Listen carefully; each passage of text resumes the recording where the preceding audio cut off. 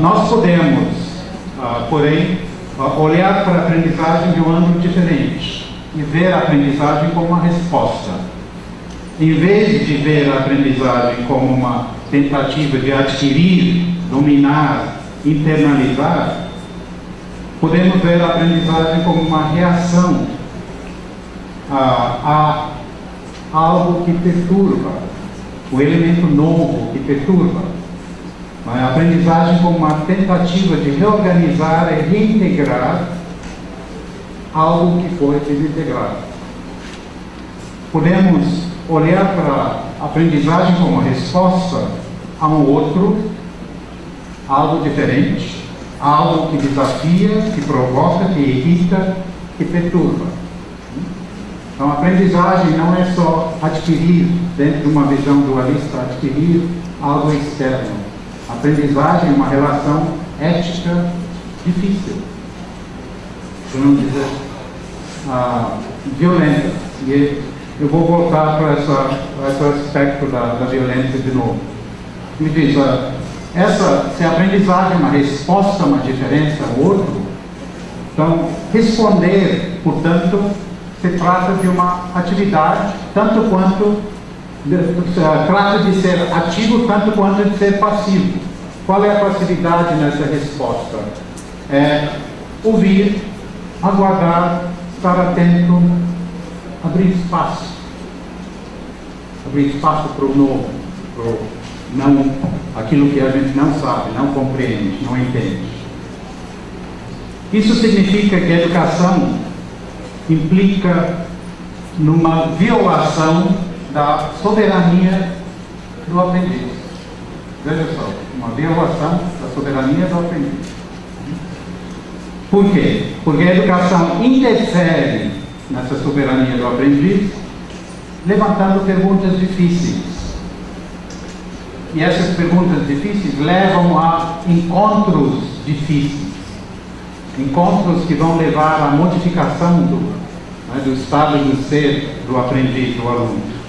Ele diz, essa violência é o que precisa ocorrer para que algo novo seja possível. Então, eu estou enfatizando esse aspecto da violência no processo educativo. O Paulo Freire fala nisso quando ele fala em conforto, de criar desconforto. É necessário criar esse desconforto, porque sem o desconforto o aprendiz não percebe que ele está passando por uma transformação. Porque isso é diferente de dar ao aluno o que o aluno quer, o que faz com que dar ao aluno aquilo que faz com que o aluno se sinta bem. Né? Essa é um resgate que ele vai dizer aqui. Desculpa, não, eu cortei essa slide, mas é um resgate de algo que ele chama de ensino. Esse pensador está dizendo que passamos muito tempo falando de aprendizagem e esquecemos de ensinar. E quando falamos de aprendizagem, falamos das possibilidades que cada um tem para aprender de formas diferentes. E isso nos novos equipamentos é muito importante.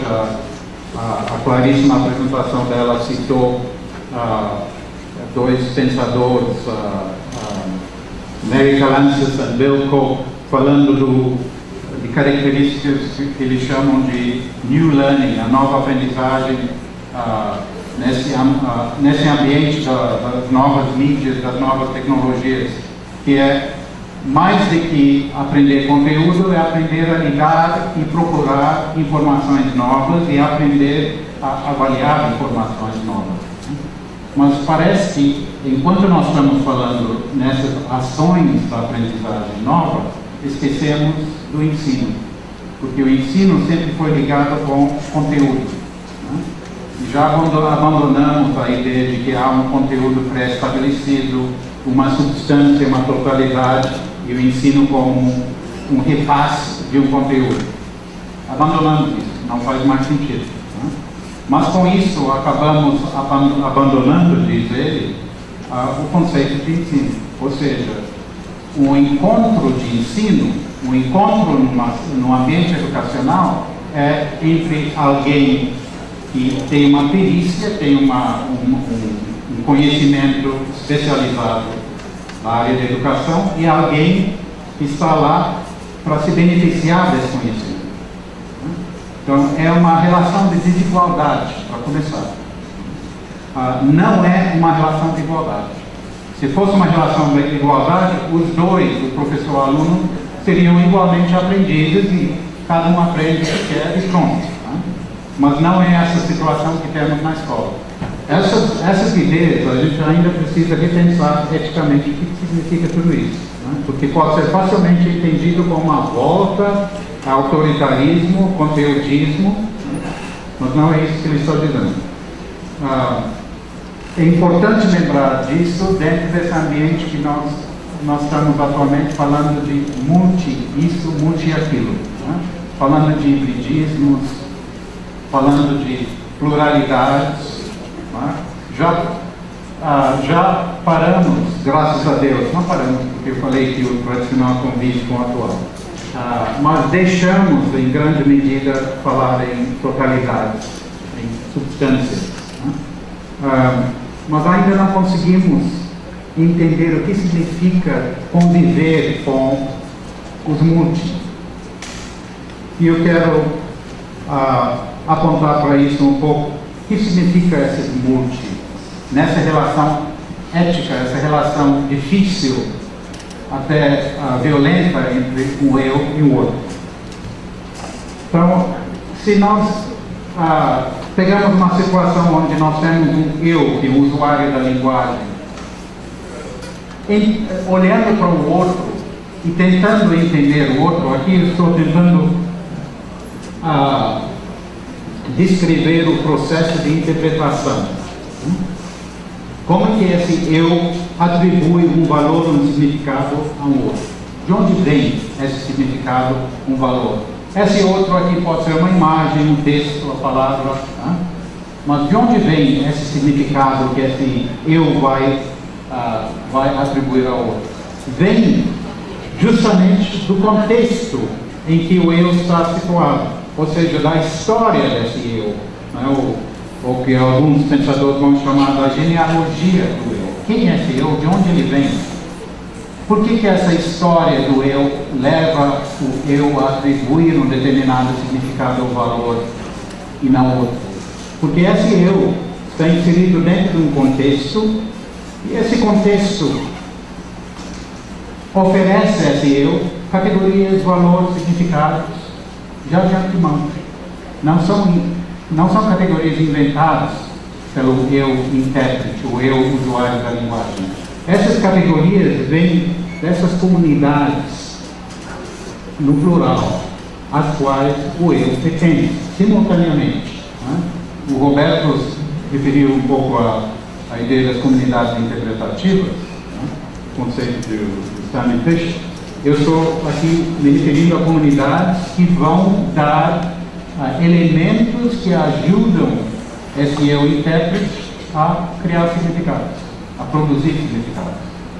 Então, por exemplo, eu vou dar estou simplificando, correndo aqui, alguns exemplos dessas comunidades. Podemos dizer que tem uma comunidade cultural, tem uma comunidade histórica. Todos nós nessa comunidade temos uma história parecida, temos uma cultura, compartilhamos uma história, compartilhamos uma cultura. Compartilhamos de uma classe social, ou não, né? Podemos ter todos esses elementos diferentes. Se esses elementos forem diferentes, isso vai indicar que pertencemos a comunidades diferentes.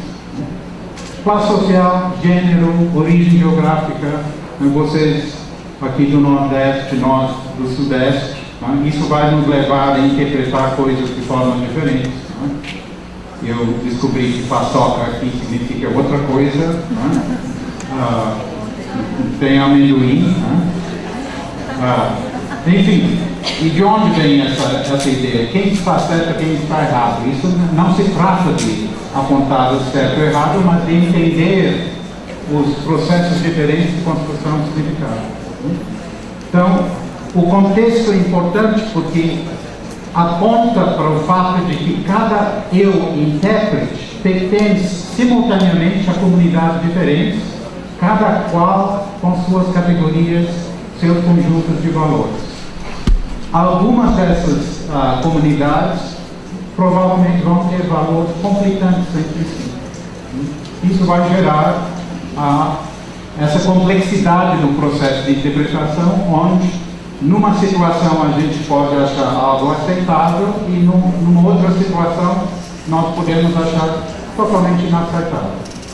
Nós, eu digo, o mesmo intérprete.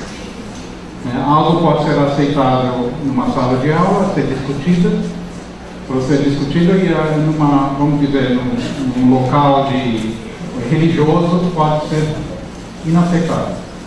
Porque a mesma coisa não mantém o seu significado em dois contextos diferentes. Porque o significado não está na coisa, está na maneira em que a comunidade de intérpretes que lidam com aquela coisa vão, de acordo com o contexto, atribuir significados diferentes.